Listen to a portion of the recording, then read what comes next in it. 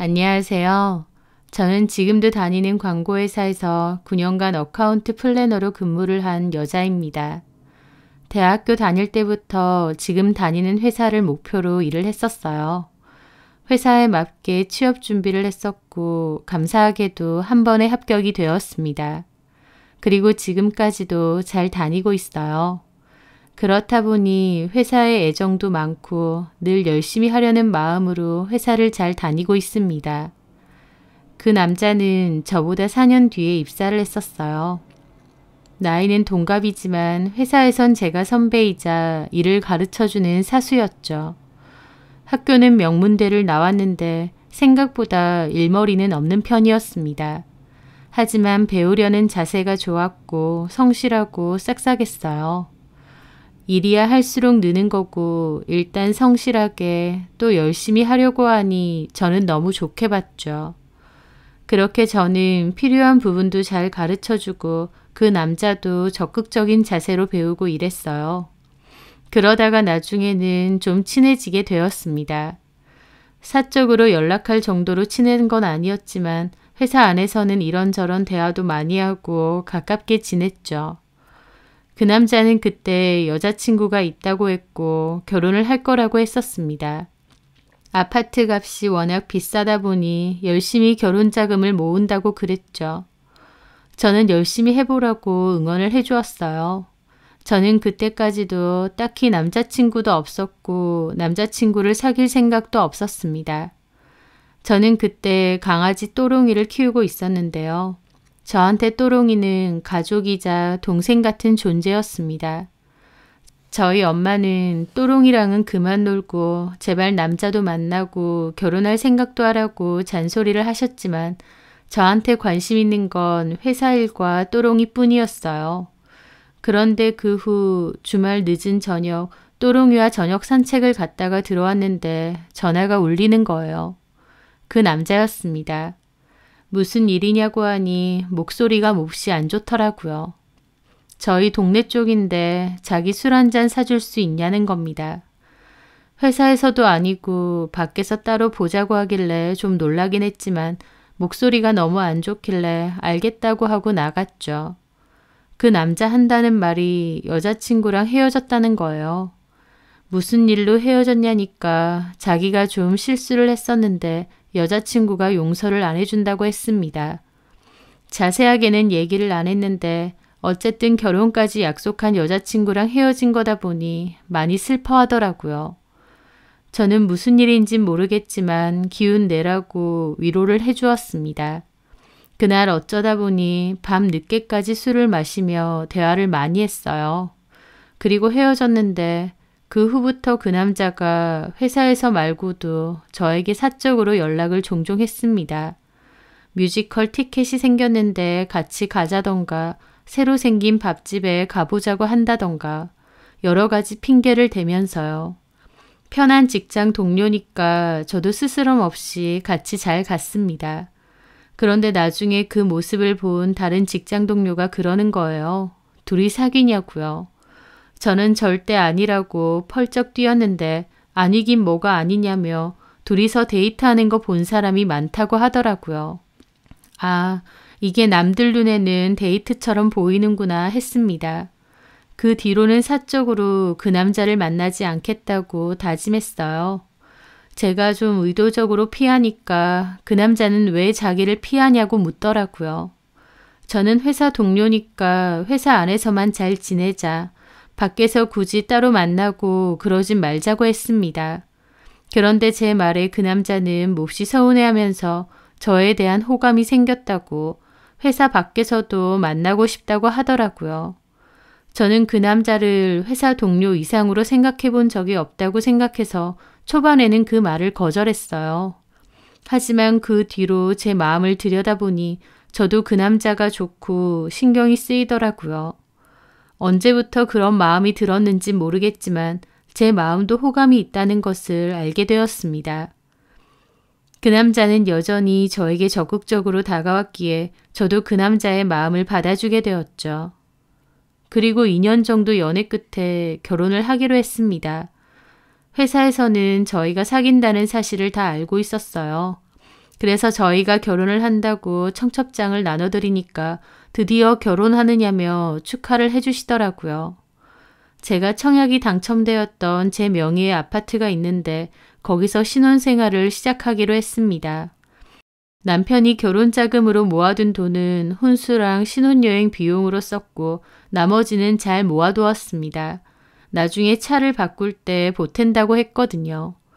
그렇게 저희의 신혼집 보금자리도 마련하고 알콩달콩한 신혼생활을 시작하게 되었습니다. 남편과 제 앞에는 행복한 미래만 펼쳐질 줄 알았어요. 둘 다 인정받는 광고회사에 다니고 있고 연봉도 괜찮았죠. 대출이 좀 있긴 해도 신축 자가 아파트에서 신혼살림을 시작하는 거였고요. 열심히 돈도 많이 벌고 우리 닮은 예쁜 아이도 낳자고 그랬습니다. 남편은 저 닮은 딸을 갖고 싶다고 그랬어요.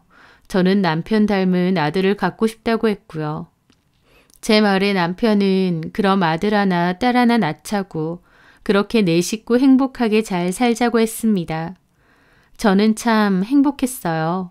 애정이 가득한 회사, 그리고 그 안에서 만난 나의 인연, 그리고 그 인연과 새롭게 시작될 제2의 인생까지 모든 것이 행복하고 순조롭게 흘러간다고 믿었습니다.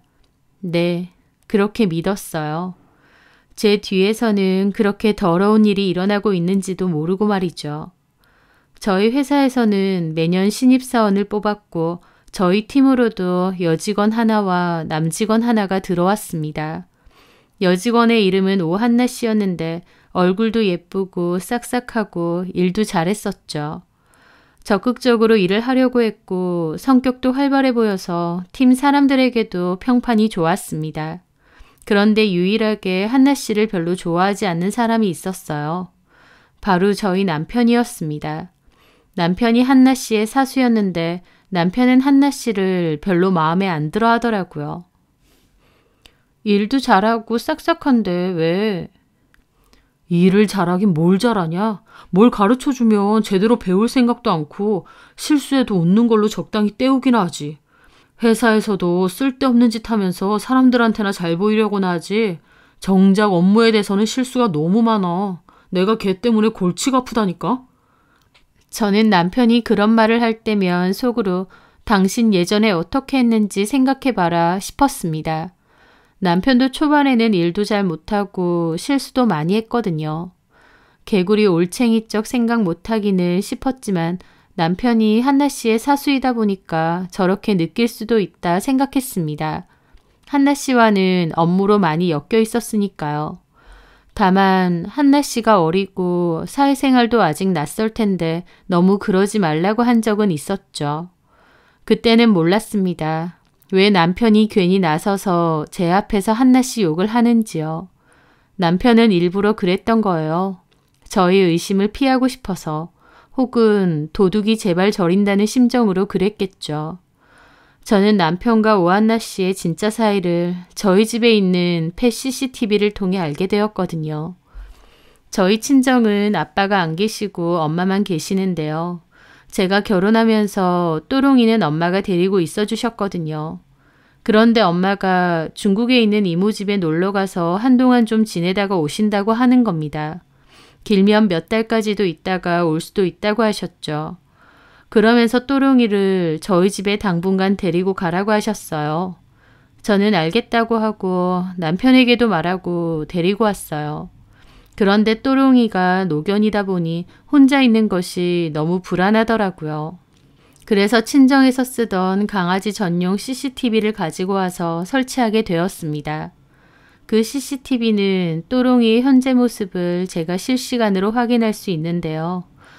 카메라 모양이 일반적인 CCTV 같이 생긴 게 아니고 AI 장난감 같이 생겼어요.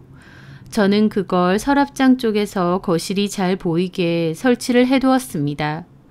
남편에게도 지나가는 말로 팩캠을 설치했다고 얘기를 했던 것 같은데 남편은 그냥 대충 흘려서 듣더라고요.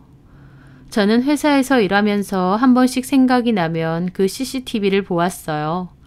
CCTV가 움직이기도 하고 강아지에게 말도 걸 수 있어서 또롱이가 불안해하거나 막 짖으면 또롱이 그만 하면서 제 목소리를 들려주기도 했습니다. 그러던 어느 날이었어요. 남편과 한나 씨는 인쇄소 외근 업무가 있다고 해서 나간다고 했습니다. 저는 일을 한참 하다가 문득 또롱이 생각이 나는 거예요. 잘 지내고 있나, 밥은 먹었나 생각하면서 폰으로 팩캠을 열었죠. 그런데 저는 그 순간 너무 놀라서 비명을 지를 뻔했습니다. 왜냐면 집에 사람이 있었거든요. 처음엔 도둑이 든 줄 알고 경찰에 신고할 뻔했어요. 남편도 저도 회사에 와 있는데 저희 집에 사람이 있다는 게 말이 안 되잖아요. 그런데 가만 보니 그 뒤통수가 남편인 겁니다. 집에 왜 갔지 생각을 하며 팩캠을 가만히 보고 있는데 화장실에서 누군가 나오더라고요. 그 순간 저는 너무 놀라 폰을 떨어뜨릴 뻔했습니다. 왜냐면 저희 집 화장실에서 한나 씨가 나왔거든요. 한나 씨는 쭈그려 앉아서 저희 또롱이를 쓰다듬고 있었습니다. 저는 이게 무슨 일인가 싶어서 머릿속이 새하얗게 변했어요. 외근 간다고 한 남편과 한나 씨가 왜 우리 집에 있는 걸까? 말도 안 되는 상황에 이해가 되지 않더라고요. 그런데 소파에 앉아있던 남편이 한나 씨에게 다가가서 뭐라고 하더니 갑자기 둘이 함께 안방으로 들어가는 겁니다. 저 그대로 얼어붙었습니다. 남편과 한나 씨는 저희 신혼집에서 외도를 저지르는 것이었어요. 이게 진짜 말이 되나 싶어서 꼼짝도 못하겠더라고요. 저는 사무실을 벗어나 화장실에 앉아 그 팩캠을 계속 봤습니다. 손이 너무 떨리고 머리가 어질어질했어요. 거실에서는 또롱이만 돌아다니더라고요. 그렇게 남편과 한나 씨는 한 30분 정도 지나고 나니 밖으로 나오는 겁니다. 두 인간들이 저희 집 안방에서 무슨 짓거리를 했는지는 말 안 해도 알 수 있었죠. 저는 너무 큰 충격으로 화장실에서 거의 1시간이나 앉아 있었습니다. 두 사람이 바람을 피고 있었다니 저는 꿈에도 예상 못한 일이었어요. 저는 남편과 그 여자에 대해서 생각을 해보았습니다. 도대체 언제부터 이런 사이였을까? 언제부터 이렇게 자연스럽게 우리 집에 드나들었을까? 또롱이가 오한나 씨를 보고 짖지 않는 걸 보니 처음 온 것도 아닌 것 같더라고요. 둘이서 외근을 자주 나갔는데 사실은 우리 집으로 갔던 걸까? 지금 당장이라도 남편과 오한나 씨 멱살을 잡아 끌고 와서 따지고 싶었습니다. 온몸이 너무 떨리고 기가 막혔죠. 가만 생각해보니 오한나 씨는 저희 결혼식에도 왔었어요. 신부 대기실에 있는 저를 보고는 과장님, 너무 아름다운 신부세요. 라고 했었죠. 그리고 저에게 과장님 행복하세요 라고도 했었습니다. 내 뒤에서 내 남편과 만나고 신혼집에 내 침대에서 뒹굴었던 그녀가 저보고는 결혼식장에서 행복하라고 했던 겁니다. 도대체 언제부터 이것들에게 기만당하고 있었을까 속에서는 용암 같은 분노가 올라오더라고요. 저는 도저히 그 인간들의 낯짝을 볼 자신이 없었습니다. 그 상황이 일단 안 믿겼고 제가 그것들 얼굴을 직접 보면 무슨 일을 저지를지 모르겠더라고요. 그렇게 사무실로 돌아가니 팀장님이 어디 몸이 안 좋느냐고 얼굴이 새하얗게 질렸다고 하셨습니다. 저는 급체를 한 것 같아서 병원에 가야 될 것 같다고 하고 조퇴를 했습니다. 그렇게 도망치듯 회사를 나왔어요. 그 인간들이 좀 전까지 있었던 집으로 들어갈 업무가 안 나서 차 안에서 녹화된 캠을 다시 돌려봤습니다. 집에 자연스럽게 들어오더니 오한나 씨는 화장실에 가고 남편은 물을 마시고는 소파에 앉아 있더라고요. 그리고 잠시 뒤에는 제가 봤던 그 광경이었고요. 저는 배신감으로 벌벌 떨며 그 장면을 보고 또 봤습니다. 결혼한 지 몇 개월밖에 안 됐는데 어떻게 이럴 수 있나 그 생각뿐이었어요. 그리고 차라리 모텔을 가지 왜 신혼집을 왔을까 싶기도 한데 사실 남편은 연애 때 저랑도 호텔이나 모텔은 선호하지 않았습니다. 자기는 그렇게 여러 사람들이 스쳐간 곳이 싫다고 했었거든요. 그 생각이 나면서 이 인간이 지는 세상에서 제일 더럽게 바람피면서 기어코 바람질까지 집에서 하는구나 싶었어요. 그렇게 이를 바득바득 갈고 있는데 제가 아파서 조퇴했다는 얘기를 들은 건지 남편이 저에게 전화가 오는 겁니다. 저는 안 받으려다가 받았는데 엄청 걱정스러운 척하면서 괜찮냐느니 어느 병원에 갔냐느니 묻고 있더라고요. 이게 사람인가 싶었죠. 결혼한 지 몇 개월도 안 된 새신랑이 신혼집에서 다른 여자, 그것도 회사 동료랑 그러고 있었으면서 뻔뻔하게 제 걱정하는 척을 하는 겁니다. 쌍욕이 나오는 걸 겨우 참고 대강 전화 끊었어요. 그렇게 저는 겨우 집으로 돌아왔는데 그 침대가 역겨워서 눕고 싶지도 않은 거예요. 그래서 작은 방에 이불 깔고 누웠습니다. 누워서 내내 그 생각만 곱씹었죠. 결혼한 지 몇 달도 안 돼서 남편은 바람을 피고 저는 그걸로 이혼을 한다니 제 신세가 너무 기가 막혔습니다. 남편이 퇴근하고 와서 괜찮냐며 왜 침대에서 안 자고 여기서 자느냐 그러는 겁니다. 저는 당장이라도 쥐어 뜯어놓고 싶은 걸 참고는 그냥 방바닥 따뜻한데 눕고 싶어서 그러니 나가달라고 했습니다. 좀 쉬고 싶다고요. 남편은 죽을 좀 사오겠다고 하더라고요. 저렇게 제 앞에서는 잘하는 척 껌뻑 죽는 척 하면서 어떻게 인간이 저렇게 치졸할 수가 있나 싶었죠. 저는 다음 날도 병가를 냈고 하루 종일 남편과 오한나 씨에 대해서 생각했어요. 결론은 이혼뿐이었습니다. 하지만 이혼한다고 해도 그냥은 못하겠다. 회사에 저것들 소문 다 내겠다 생각했어요.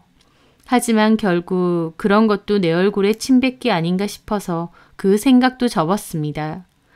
그냥 조용히 남편에게 이혼 서류 전달하고 그것들 불러서 소문내기 전에 회사에서 나가라고 해야겠다. 그렇게 결심을 했습니다. 회사에서 그 둘이 나가면 당연히 소문은 날 수도 있겠지만 그래도 그렇게 하는 게 제일 최선이라고 느껴졌거든요.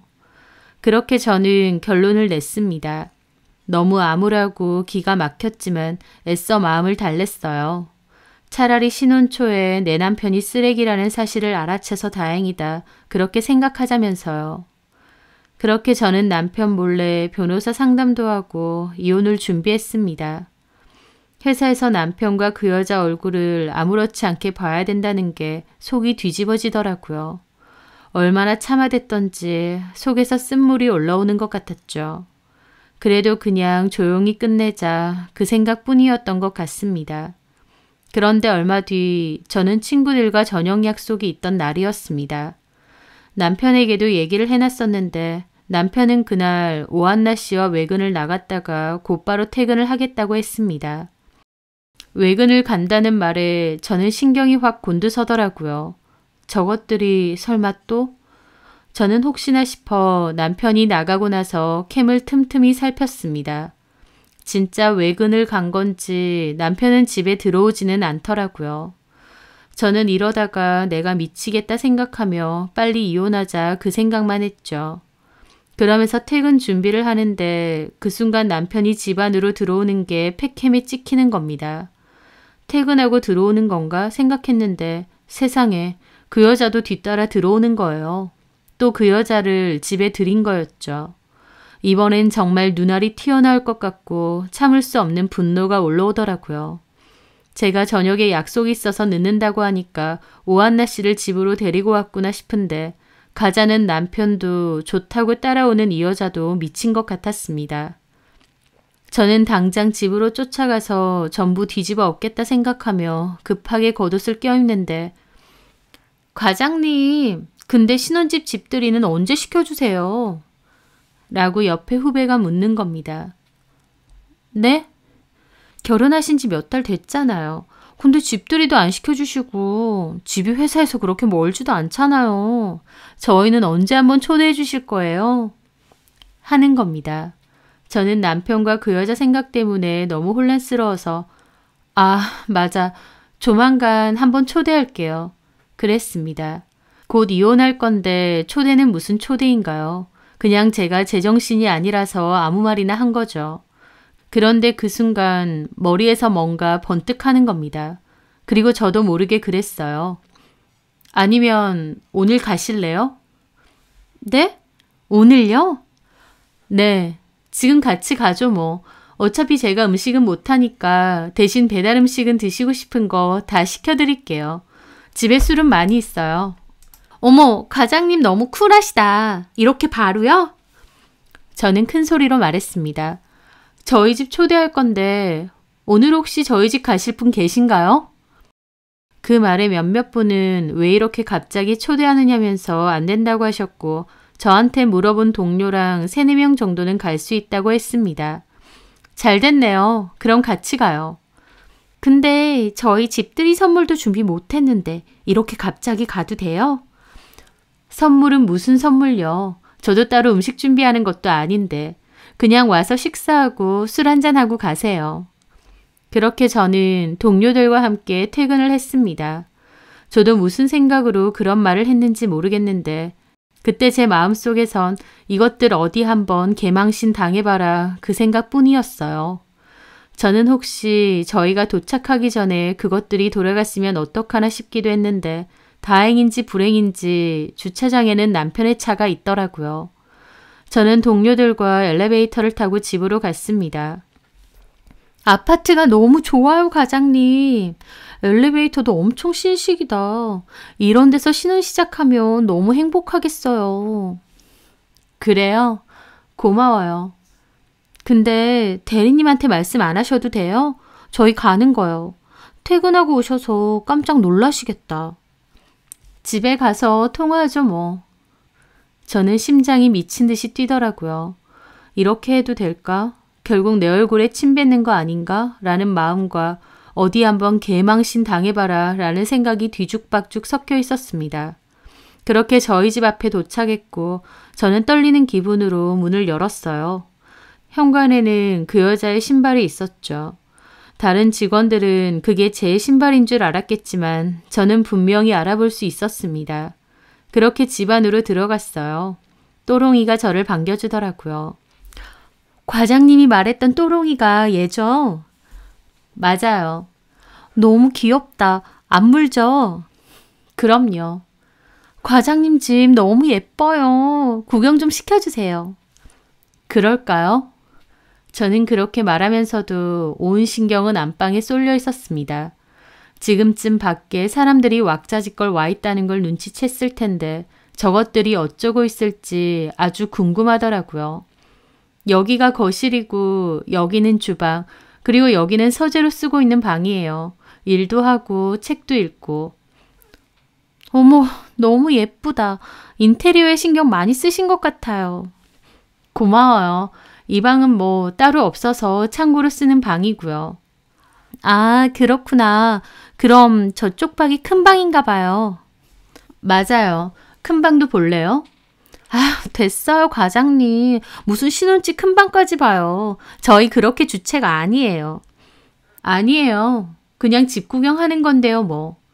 하면서 저는 동료들을 데리고 안방 문 앞에 섰습니다. 문고리를 잡는데 심장이 터질 것 같더라고요. 저는 문고리를 힘껏 돌려서 문을 확 열었어요. 그런데 남편도 그 여자도 안 보이는 겁니다.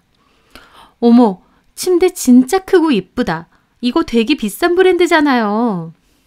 동료들이 그렇게 말을 해도 저는 이것들이 어디 갔지? 그 생각밖에 안 들더라고요. 그런데 그 순간 저희를 따라 들어온 또롱이가 갑자기 드레스룸 쪽으로 가더니 왈왈 짖는 겁니다. 그 순간 알았죠. 이것들이 드레스룸에 숨었구나 라는 것을요. 또롱이가 드레스룸 앞에서 짖고 있으니 동료들이 어리둥절해 하더라고요. 또롱이 왜 저래요, 과장님? 또롱아, 너 왜 그래? 거기 귀신이라도 있니? 그러게요. 또롱이가 왜 저러지?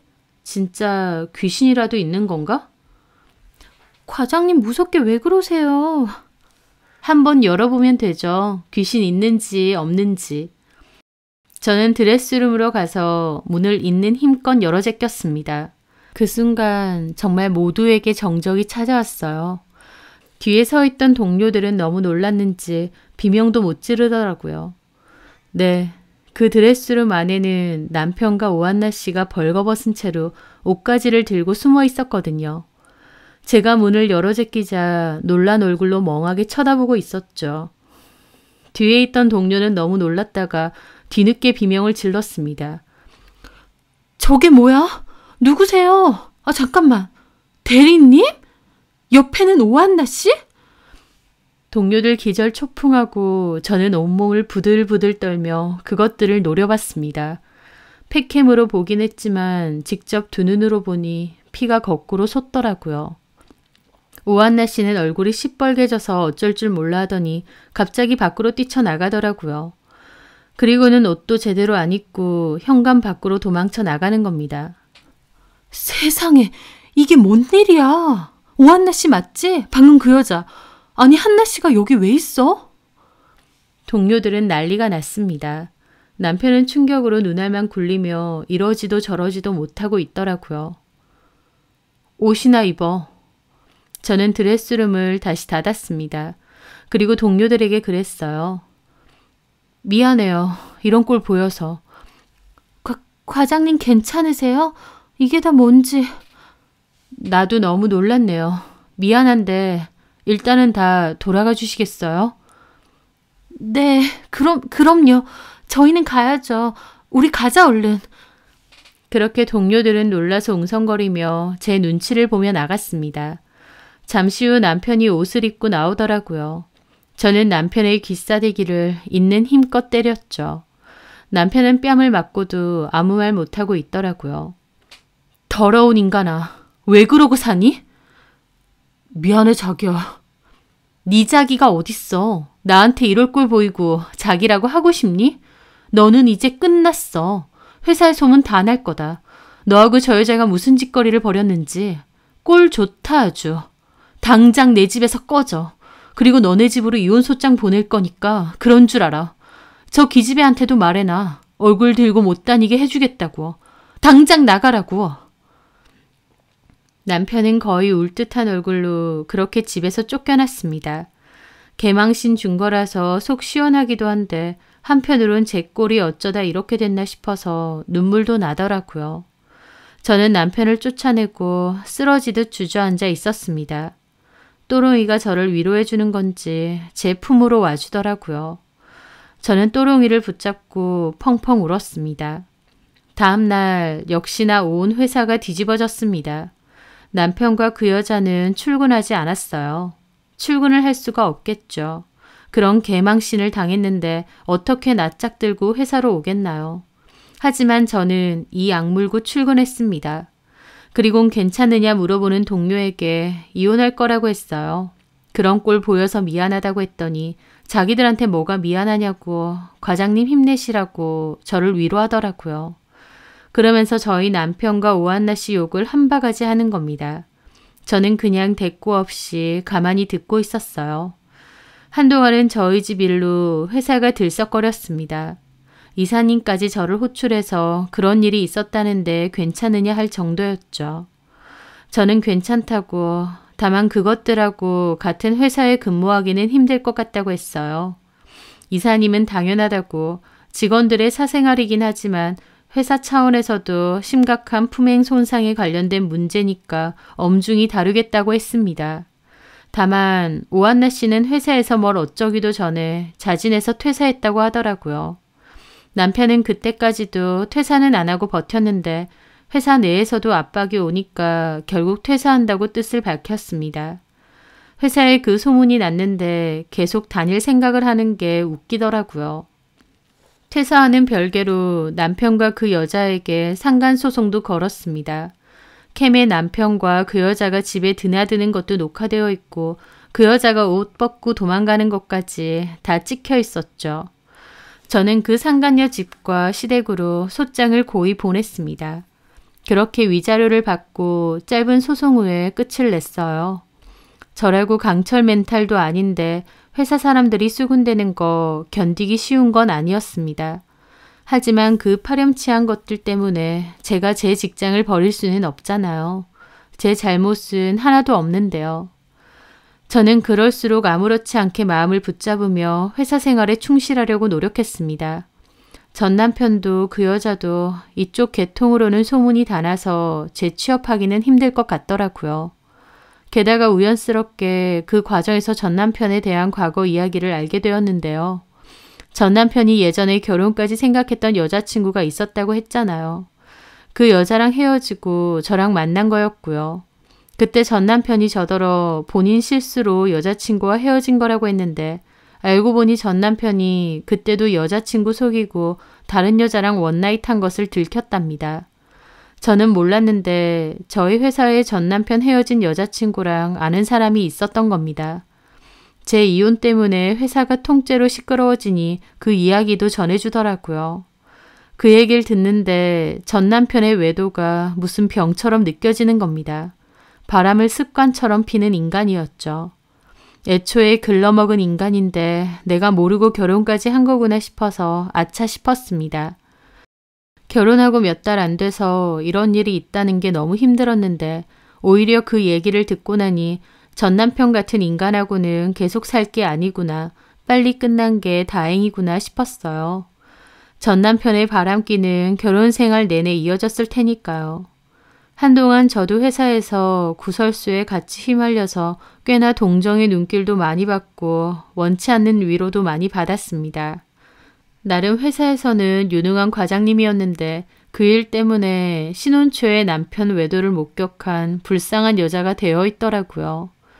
그게 참 씁쓸하기도 했지만 그렇다고 그때 제가 한 일은 후회하지는 않습니다. 남편과 그 여자가 파렴치한 짓을 저질렀으니 그 대가도 잘 치르게 해준 것 같거든요. 남들이 뭐라고 하든 내가 속 시원한 쪽으로 해결이 잘 됐구나 생각합니다. 앞으로도 저는 보란 듯이 회사 잘 다니면서 더욱 씩씩하게 살 겁니다. 겨우 그런 일로 의기소침해지거나 민망해하고 싶지도 않아요. 제가 잘못한 것도 아니니까요. 언젠가 시간이 많이 지나면 참 어이없는 일을 겪었구나 웃으면서 회상할 수 있겠죠. 제 사연 들어주셔서 감사합니다.